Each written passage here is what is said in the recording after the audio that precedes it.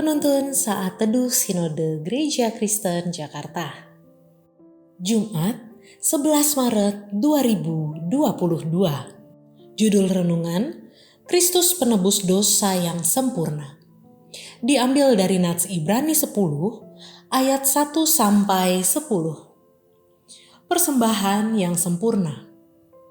Di dalam hukum Taurat, hanya terdapat bayangan saja dari keselamatan yang akan datang dan bukan hakikat dari keselamatan itu sendiri. Karena itu, dengan korban yang sama, yang setiap tahun terus-menerus dipersembahkan, hukum Taurat tidak mungkin menyempurnakan mereka yang datang mengambil bagian di dalamnya. Sebab, jika hal itu mungkin, pasti orang tidak mempersembahkan korban lagi. Sebab mereka yang melakukan ibadah itu tidak sadar lagi akan dosa setelah disucikan sekali untuk selama-lamanya. Tetapi justru oleh korban-korban itu setiap tahun orang diperingatkan akan adanya dosa. Sebab tidak mungkin darah lembu jantan atau darah domba jantan menghapuskan dosa. Karena itu, ketika ia masuk ke dunia, ia berkata, "Korban dan persembahan tidak engkau kehendaki, tetapi engkau telah menyediakan tubuh bagiku. Kepada korban bakaran dan korban penghapus dosa, engkau tidak berkenan." Lalu aku berkata, "Sungguh, aku datang.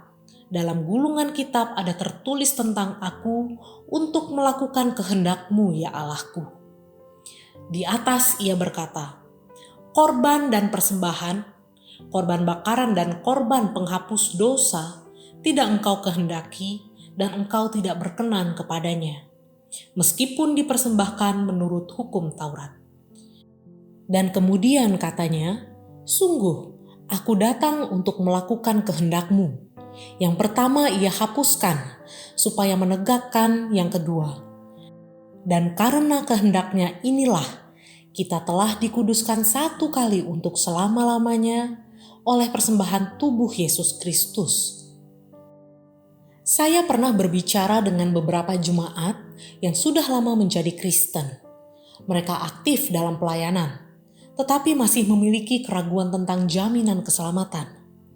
Mereka tidak yakin 100% bahwa pengorbanan Tuhan Yesus dapat mengampuni dosa mereka. Sebab bagi mereka hal ini terlalu menggampangkan. Tidak banyak orang memahami dengan benar konsep pengorbanan dalam Alkitab.